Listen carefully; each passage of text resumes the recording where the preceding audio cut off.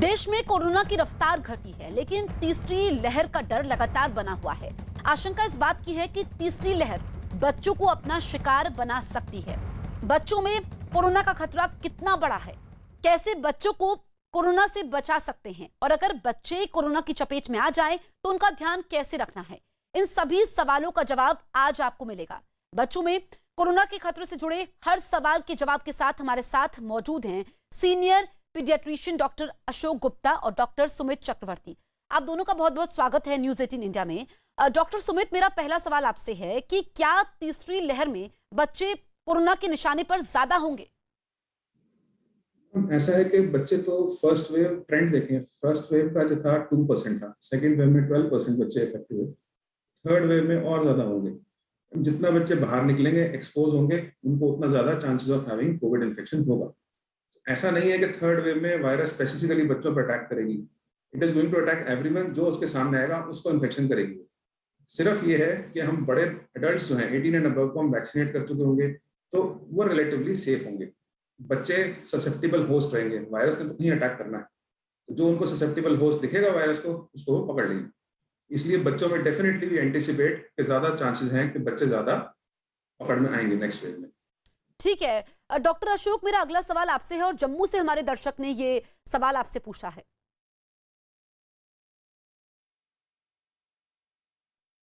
मेरा नाम अनुराधा है, मैं जम्मू से बात कर रही हूँ।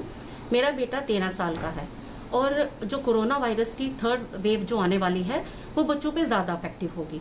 तो मेरा डॉक्टर साहब से ये सवाल है कि हमें इसके लिए क्या प्रिकॉशंस लेनी चाहिए। नमस्कार, मेरा नाम रागिनी है, मैं अयोध्या से हूँ। मेरा 8 साल का बेटा है। मैं डॉक्टर साहब से जानना चाहती हूँ कि कोरोना की तीसरी लहर, जैसा कि हम सब सुन रहे हैं, बच्चों के लिए बहुत ज़्यादा घातक है, तो अपने बच्चे को सुरक्षित रखने के लिए क्या एहतियात बरतें?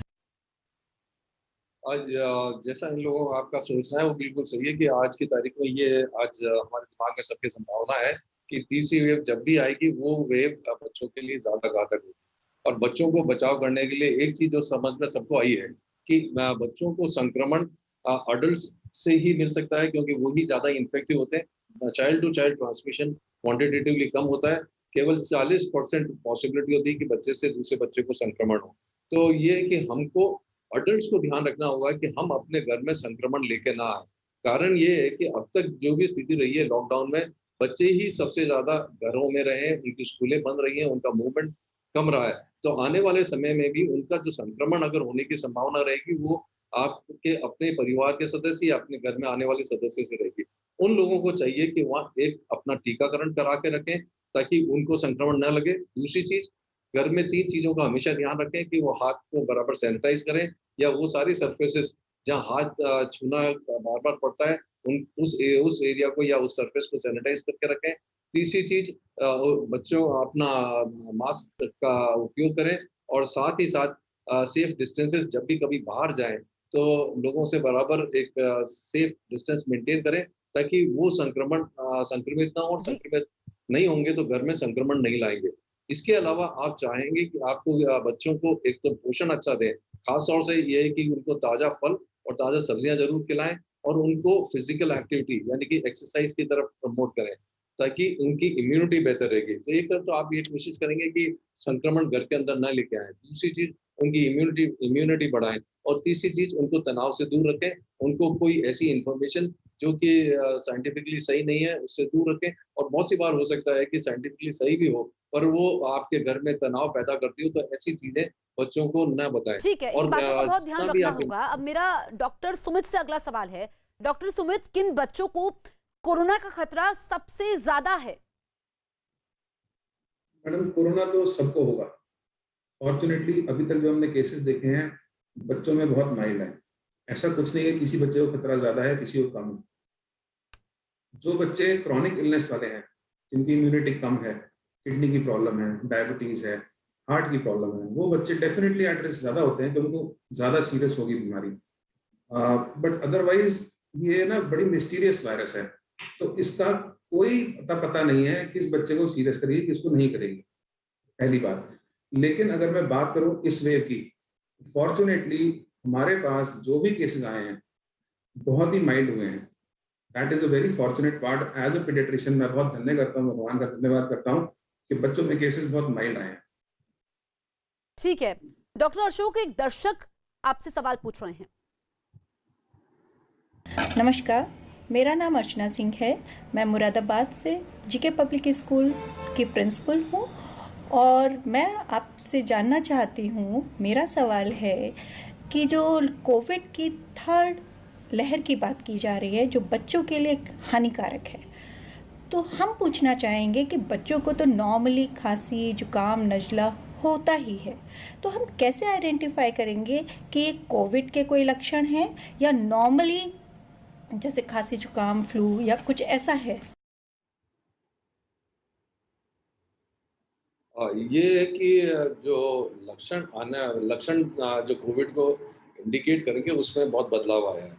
पहले जो फर्स्ट वेव था उसमें हम केवल खांसी, जुकाम, बुखार, निमोनिया यही मान रहे थे और साथ ही इसलिए अगर आपने देखा होगा कि हमारे सारे रिकमेंडेशंस जो शुरू में आई हैं वो केवल खांसी, जुकाम, बुखार, निमोनिया और ऑक्सीजन जो कॉन्सेंट्रेशन है उसको, ऑक्सीजन सैचुरेशन है उसको नापने के लिए सिखा रहे थे।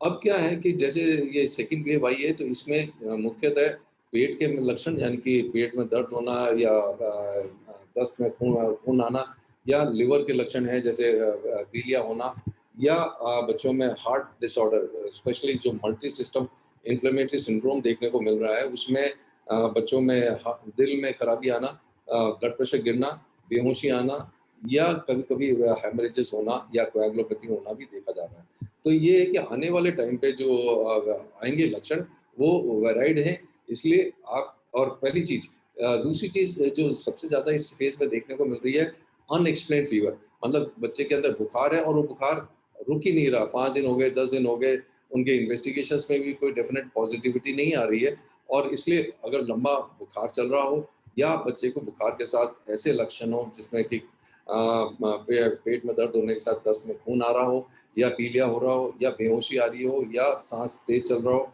या हाथ पैर ठंडे पड़ रहे हो या कहीं पे भी थक्का जमने के लक्षण आ रहे हो, तो इनमें से कोई भी लक्षण कोविड का हो सकता है और इसलिए आने वाले समय पर अगर जैसा हिस्ट्री चलेगी, खास तौर से अगर बच्चा जी। किसी संक्रमित व्यक्ति के संपर्क में आया हो, ऐसे कोई लक्षण हो, तो आप उनको जरूर टेस्ट करवा के कंफर्म करें कि आपके बच्चे को कोविड है या नहीं है। ठीक है डॉक्टर सुमित, ये बताइए हल्के लक्षण वाले बच्चों का घर पर क्या इलाज है? अभी मैडम सबसे पहली बात जसप्रीत जी मैं ये कहना चाहूंगा कि बच्चों में जब एक्यूट फेज होता है तो हमें घबराना नहीं है। इन्फेक्शन हुआ, बच्चों में बहुत माइल्ड इन्फेक्शन है, सिर्फ और सिर्फ सिम्टोमेटिक ट्रीटमेंट दे रहे हैं हम। बुखार है तो बुखार की दवाई, खांसी है तो खांसी की दवाई, उल्टी है तो उल्टी की दवाई, जैसे जो प्रॉब्लम आ रही है, लूज मोशन है लूज मोशन की दवाई। एक तो हो गया मेडिसिन का पार्ट पहला। दूसरा पार्ट आता है मैडम बच्चे की न्यूट्रिशन का ध्यान रखने का। सो सबसे इंपॉर्टेंट है कि किसी भी बीमारी में most important thing is nutrition. आपकी जो इम्यूनिटी है, हम चाहते हैं रोबस्ट इम्यूनिटी, एक दिन में मल्टीविटामिन दे दें, जिंक दे दें, विटामिन सी दे दें, सब दे दें, that is going to boost our immunity? No, हमारी immunity is going to be boosted up by our diet. जब इन्फेक्शन होती है हमारी बॉडी का यूटिलाइजेशन ऑफ एनर्जी बढ़ जाता है, हमारी actually calorie requirement should be higher than what we eat normally. ऐसे ही बच्चों को जब हम इन्फेक्शन होती है, व्हाट वी रिकमेंड कि भाई आप खाना अच्छे से खाएं। एटलीस्ट मैं रूल ऑफ 3 हम बोलते हैं, रिकमेंड कर रहे हैं हमारे हॉस्पिटल में, या रिकमेंडिंग रूल ऑफ 3 कि बच्चों को 3 प्रकार के लिक्विड दें। ORS हो गया, नारियल पानी हो गया या सादा पानी, या जो भी बच्चा चाहे पिए। 3 तरह के हरी सब्जियां दें, 3 तरह के फल खिलाएं, और अगर बड़ा बच्चा है, 4 साल से बड़ा बच्चा है, तो 3 तरह के ड्राई फ्रूट खिलाएं। तो ये जो हमारे डाइट है, विटामिन सी हमें मिलता है, जिंक मिलता है, विटामिन सी मिलता है सिट्रस फ्रूट से, जिंक मिलता है, zinc and other vitamin from dry fruits. तो डाइट पे हम फोकस करते हैं, न्यूट्रिशन पे फोकस करते हैं। ये हो गया सेकंड पार्ट। थर्ड पार्ट जो है मैम जी, और डॉक्टर अशोक जी, डॉक्टर तरुण, अब डॉक्टर अशोक से हम जवाब ले लेते हैं। डॉक्टर अशोक, अगर हल्के लक्षण वाले बच्चों को कैसा खाना देना चाहिए, जो डॉक्टर तरुण ने भी बताया, आप जरा बताइए कि क्या क्या डाइट में होना चाहिए? हल्के लक्षण में खाने में कोई मेजर बदलाव करने की जरूरत नहीं, केवल ये कि आप खाना ऐसा दें जो आसानी से पच सके। जैसे अब आप देखिए घर में, हमारे घर में कोई भी बीमार होता है तो थोड़ा प्री कुक्ड वाला, जैसे खिचड़ी है, दलिया है, मतलब इसमें क्या प्री कुक्ड होने से आपका डाइजेस्ट करना आसान होता है।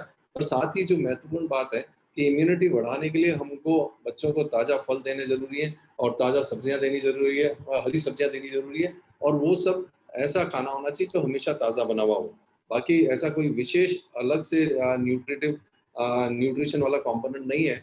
बैलेंस डाइट देनी है आपको, जिसमें प्रोटीन भी होंगे, फैट भी होगा, कार्बोहाइड्रेट भी होगा।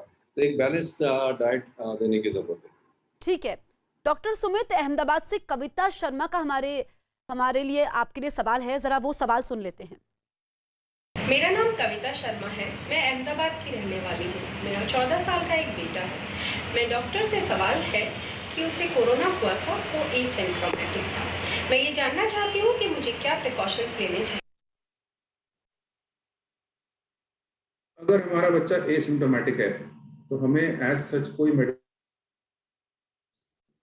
दूसरी चीज, फॉर्चुनेटली बहुत ही रेयर बच्चे ऐसे हैं जिनमें कि पोस्ट कोविड कॉम्प्लिकेशंस आते हैं। आज हम पॉजिटिव हुए, हमें आज कुछ नहीं हुआ। आज से 2 से 4 हफ्ते के बाद हमारे बच्चे में कुछ सिम्टम्स आने की संभावना है, जैसा कि अभी डॉक्टर साहब ने बताया कि हार्ट की परेशानी लगे, सांस फूलने लगे, बुखार चलता रहे लंबे समय तक, या कोई और परेशानी हो जो कि अनयूजुअल है, जो कि बच्चे में नॉर्मली नहीं देखी गई थी, कोई ब्रेन के सिम्टम्स हो। ऐसा कोई सिम्टम अगर कोविड पॉजिटिव होने के 2 से 4 या 3 महीने तक भी अगर सिम्टम आते हैं, दैट इज द टाइम जब हमें जाके अपने पीडियाट्रिशियन को मिलना चाहिए and we should get our child evaluated कि कोई प्रॉब्लम तो नहीं है, पोस्ट कोविड तो नहीं है कहीं बच्चों में, हमारे बच्चे को। ठीक है डॉक्टर अशोक, अगर कोरोना के लक्षण ना दिखे लेकिन टेस्ट पॉजिटिव हो तो फिर क्या करें? टेस्ट में क्या होगा कि टेस्ट उस पर निर्भर करता है कौन से टेस्ट की बात कर रही है। एक तो होता है RT-PCR, एक होता है एंटीजन टेस्ट। अगर ये दोनों इनमें से कोई भी पॉजिटिव है तो ये इंडिकेट करता है कि आपके अंदर वायरस है, और वायरस है पर वायरस ने कोई भी बीमारी का लक्षण पैदा नहीं किया है। आप संक्रमण देने की क्षमता रखते हैं, तो आप इस समय आप अपने आप को आइसोलेट करें और दूसरे व्यक्ति से दूर रहें, और जब तक कि आपके संक्रमण नेगेटिव नहीं आ जाता है। तो ये डेफिनेटली है कि आप उस टाइम पे पॉजिटिव हो और आप इन्फेक्टिव हो और इन्फेक्शन ट्रांसमिट करने की संभावना रखते हो, तो आपको अवॉइड करना पड़ेगा, दूसरों से दूर रहना पड़ेगा। हमारे साथ 2 जाने माने डॉक्टर मौजूद हैं, डॉक्टर अशोक और डॉक्टर सुमित। लगातार हम उनसे तीसरी लहर को लेकर के सवाल पूछ रहे हैं कि बच्चे इससे कैसे निपटे। डॉक्टर सुमित, हमारे दर्शक बरेली और मुंबई से आपसे सवाल पूछ रहे हैं। मेरा नाम हरेंद्र चौधरी है, मैं लखनऊ का रहने वाला हूँ। मेरे 11 साल और 7 साल के 2 बेटे हैं। जैसा बताया जा रहा है कि आने वाले समय में कोरोना की तीसरी लहर देखने को मिलेगी। और मेरा नाम फरहत नकवी है, मैं बरेली की रहने वाली हूँ। मेरी बेटी 14 साल की है। डॉक्टर साहब, ये जो मेरा सवाल ये है कि जो कोरोना की तीसरी लहर आ रही है, इसमें हम अपने बच्चों को किस तरह सुरक्षित कर सकते हैं? हमें उनको क्या आहार देना चाहिए जिससे कि हमारे बच्चे इस कोरोना की तीसरी लहर से सुरक्षित रह सके? मेरे बेटे का नाम अनय श्रीवास्तव है और वो 8 साल का है। क्योंकि सभी को पता है कि अभी सबका फोकस थर्ड वेव पर है, जो कि बच्चों के लिए है। तो मेरा डॉक्टर साहब से एक ही सवाल है अभी कि अभी से बच्चों के लिए किस तरीके से हमको प्रिपेयर करना चाहिए। सेकेंड थिंग, उनका डाइट किस हिसाब से होना चाहिए, क्योंकि डाइट बहुत मेन रोल निभाता है किसी भी बीमारी के लिए। बहुत ही उत्तम सवाल है मैडम, ये सभी का लगभग एक ही सवाल है कि अपने बच्चे को हम कैसे सुरक्षित रखें। यही सवाल मेरा भी अपने आप से होता है, बच्चों को कैसे बचाएं। तो सबसे पहली चीज मैडम, अपने बच्चों को मास्क पहनना सिखाएं। जो रिकमेंडेशंस हैं 12 साल से ऊपर मास्क, किसी भी बच्चे को 12 ईयर से ऊपर एज एडल्ट्स की तरह मास्क पहनना है, प्रेफरेबली N95। अगर N95 नहीं है तो डबल मास्क। पहली बात तो मास्क है सबसे जरूरी। दूसरा, बच्चों से बातें करें, उन्हें समझाएं कि भाई दूरी मेंटेन करनी है, सोशल डिस्टेंसिंग मेंटेन करनी है, भीड़ वाली जगह नहीं जाना है। वल्नरेबल एज है, बच्चों का मन करता है मैं यहाँ जाऊँ, स्विंग पे जाऊँ, झूले झूलूं, वीडियो गेम खेलूँ, दोस्तों के साथ खेलूँ, वो चीजें हमें अवॉइड करनी है, भीड़ वाली जगह अवॉइड करनी है। We have to talk to them, उनसे बात करके उनका ये दूर करना है कि बेटा ये अभी इस साल आपको बैठना पड़ेगा घर में, ना स्कूल जाना है ना कहीं सोशलाइजेशन के लिए जाना है। दूसरी चीज। तीसरी चीज मैडम, ये तो हो गए बचाव के। तीसरी चीज, घर से अननेसेसरी बाहर ना निकालें बच्चे को। जैसे 8 साल का बच्चा है जिनका मैडम का, 8 साल का बच्चा भी मास्क पहन सकता है, बट 1-to-1 पेरेंट की सुपरविजन में। तो पेरेंट्स को इंश्योर करना है कि बच्चा अच्छे से मास्क पहने। ये हो गई हमारी बात प्रिवेंशन की। दूसरी चीज आती है इम्यूनिटी की। इम्यूनिटी में क्या क्या चीजें आती हैं madam? It is not only nutrition, nutrition is one factor of immunity. बहुत जरूरी है न्यूट्रिशन, इस पे मैं आऊंगा। और क्या जरूरी है? लाइफस्टाइल, टाइम पे खाना खाना, टाइम पे सोना, एडिक्वेट स्लीप लेना, that is very important. Lifestyle is very important. Exercise should be a part of routine. अब आज की डेट में डॉक्टर्स कहते हैं आधा घंटा इनको वॉक कराओ। अब वॉक कहाँ से करे बच्चा, बाहर तो ले जा नहीं रहे आप, हमने तो घर में कैद कर रखा है। तो क्या करना होता है, बच्चे को सिखाना पड़ता है, बेटा खाना खा लिया, आओ खाना खा के सब लोग हम 10 मिनट डाइनिंग टेबल के आसपास ही 10 चक्कर लगाते हैं और we walk for 10 minutes, 1000 steps after each meal. This will take you a long way. If you take 1000 steps after each meal, any age group, your food will be digested, your body will have a better immunity, आपकी absorption of food is much better. So ये जो lifestyle modifications हैं, stress नहीं लेना है, unnecessary TV news, unnecessary जो negative news है वो नहीं सुनानी है, पॉजिटिव न्यूज डेफिनेटली सुनानी है, बट नेगेटिव न्यूज कुछ ज्यादा आ रही है आजकल बिकॉज ऑफ कोविड, इसलिए वो चीज अवॉइड करनी है। चौथा है मैडम स्क्रीन टाइम को रोकना। बच्चे बहुत ज्यादा स्क्रीन देख रहे हैं, अब मतलब मजबूरी है, स्कूल भी आजकल ऑनलाइन हो रहे हैं, तो 4 घंटे 5 घंटे स्कूल्स भी ऑनलाइन है। उसके बाद बच्चे को खुद भी मन करता है मैं वीडियो देखूं, क्योंकि कोई फिजिकल एक्टिविटी करने को नहीं है। तो पेरेंट्स को इनोवेट करना है। As a parents I have, मेरे बच्चे हैं, मैं क्या करता हूँ घर बैठ के I play cards with them, I play carrom with them, I try to play some physical games, जैसे घर के अंदर ही थोड़ा बहुत बैडमिंटन खेल लिया। तो बच्चों को, आपको एज पेरेंट्स हमें इनकलकेट करनी है वो चीजें, हमें बच्चों को दिशा दिखानी है कि बेटा आओ लेट्स डू दिस। बिल्कुल, बहुत अहम जानकारी डॉक्टर सुमित आपने दी है और ये हर किसी के लिए जरूरी है। डॉक्टर अशोक, क्या बिना लक्षण वाले बच्चों के ऑक्सीजन लेवल पर नजर रखनी चाहिए? बिना लक्षण वालों में तो कोई जरूरत ही नहीं है। कारण ये कि ये एसिम्प्टोमेटिक है। एसिम्प्टोमेटिक इंडिविजुअल्स में वायरल इन्फेक्शन कहीं भी फैला हुआ नहीं है और कहीं भी वो सिम्टम नहीं दे रहे हैं। सिम्टम के बगैर कोई भी डिजीज के लिए एक्स्ट्रा सेंसिटिविटी लाने में परेशानी है, क्योंकि बहुत सी बार आप देखेंगे कि जो हमारे पल्स ऑक्सीमीटर्स हैं वो भी एप्रोप्रिएटली मतलब काम नहीं करते हैं।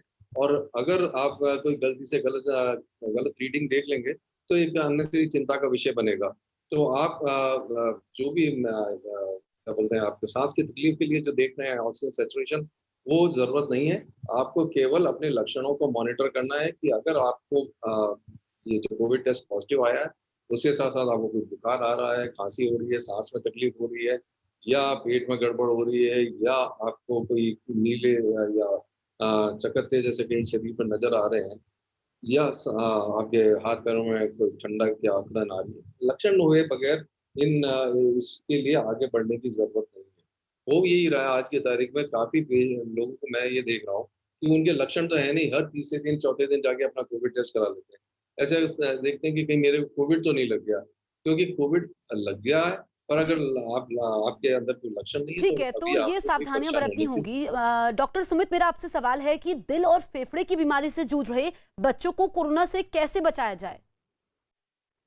बचाव के तो वही तरीके हैं जो रोज हम सुनते हैं, 2 गज दूरी, मास्क है जरूरी, एंड स्टे होम, ये और हैंड सैनिटाइजेशन, यही बेसिक लक्षण है, बचने का यही तरीका है पहला। दूसरा क्या होता है, जैसा कि अभी बातों में बताया था डॉक्टर साहब ने, कि पेरेंट्स बाहर जाते हैं, बच्चा घर पे, पेरेंट्स बाहर गए, पेरेंट को, फादर को इन्फेक्शन हो गई, उससे बच्चों को फैलेगा। तो एक हमारे गवर्नमेंट ऑफ इंडिया ने, जब हमारी पीक पे थी कोविड ट्रांसमिशन इसी महीने में, तो एक गवर्नमेंट ऑफ इंडिया ने ये कहा था कि घर पे भी मास्क पहनो। I think that is to some extent practical था when we are at the peak of community transmission. घर पे भी अगर हम मास्क पहन के रखें, स्पेशली जो बच्चे एट रिस्क हैं, if you can motivate them, although it is very difficult, but if you can motivate them, घर पे मास्क पहन के रखें, वो तो कुछ हद तक उनका संक्रमण बच सकता है। डॉक्टर अशोक, एक अहम सवाल अहमदाबाद से हमारे दर्शक पूछ रहे हैं। मेरा नाम नेहा है, मैं अहमदाबाद से बात कर रही हूँ। सर, मेरा आपसे ये सवाल है कि मेरा एक 7 साल का बच्चा है जो बाहर खेलने जाने की ज़िद करता है। तो सर आप ये बताइए कि क्या हम उसको बाहर खेलने के लिए भेज सकते हैं, और अगर हम उसको बाहर खेलने के लिए भेजें तो उसके जाने से पहले क्या क्या सावधानी रखें और उसके आने के बाद हम क्या क्या सावधानी रखें? मेरा नाम मोना है, मैं अहमदाबाद में रहती हूँ। मेरा 9 साल का बेटा है। मुझे डॉक्टर साहब से यही सवाल पूछना है कि उससे बाहर खेलने की जिद करता है बेटा, तो उसे भेजना चाहिए या नहीं भेजना चाहिए? जैसा ये इस कोविड में इम्पोर्टेंट क्या है कि आपके बच्चे की इम्यूनिटी अच्छी बनी रहना जरूरी है। जितना इम्यूनिटी अच्छी बनी रहेगी उसमें बीमारी होने की संभावना थोड़ी कम होगी, और जब भी बीमारी होगी उसके गंभीरता भी कम होगी। और जो भी बच्चा खेलना चाह रहा है, फिजिकल एक्टिविटी हमेशा इम्यूनिटी को इम्प्रूव करेगी, इसलिए खेलने जाने में तो कोई गलती नहीं है, जाने दीजिए। बस जब भी खेलने जाए उससे पहले आप ये बता दीजिए बच्चे को कि भाई उसको हाथ को सैनिटाइज करने की ज़रूरत है जाने से पहले, और मास्क पहनने की ज़रूरत है, क्योंकि आप जब बाहर जा रहे हैं, क्योंकि अभी जो कोरोना वायरस का एयरबॉर्न मैनिफेस्टेशन की जो बात आ रही है कि ये हवा में वायरस है होता है, आप सांस के साथ साथ आप वायरस को अंदर ले सकते हैं। तो आप जब भी बाहर जाएं अपने मास्क पहन के रहें, खेलें तब भी मास्क पहन के खेलें, और साथ ही बहुत ज़्यादा अगर बड़ा ग्रुप है तो एक साथ ग्रुप में नहीं बैठें, क्योंकि जो भी स्पोर्ट है उसमें आप बहुत 1-to-1 फिजिकल कांटेक्ट वाले स्पोर्ट्स अभी अवॉइड करें। बाकी दूसरे स्पोर्ट्स भागने के, दौड़ने के मान लीजिए क्रिकेट है, फुटबॉल है, तो इनको करने में कोई दिक्कत नहीं है। फिजिकल एक्टिविटी को प्रमोट करें और जब भी वापस आए वही सैनिटाइजेशन का ध्यान रखें और मास्क को आप हटा के दूसरा मास्क लगाएं, क्योंकि ये भी देखने को आया है कि मास्क अगर साफ नहीं है तो बड़ों में भी जो फंगल इन्फेक्शंस की इंसिडेंस बढ़ी है, उसमें वो भी एक कंट्रीब्यूटरी फैक्टर माना जा रहा है। तो बच्चों का भी मास्क जब बाहर से घूम के आए या खेल के आए तो आप उसको साफ करें या बदल दें। बिल्कुल, तो सावधानियां बरतनी होंगी। डॉक्टर अशोक और डॉक्टर सुमित, आप दोनों हमारे साथ जुड़े, इतनी अहम जानकारियां आपने हमें दी, इसके लिए आप दोनों का बहुत बहुत शुक्रिया। तो हम उम्मीद करते हैं कि जो हमारे दर्शक हैं, जो उनका कंफ्यूजन था वो दूर हुआ होगा और सारे सवालों के जवाब मिले होंगे। आप देखते रहिए न्यूज़ 18 इंडिया।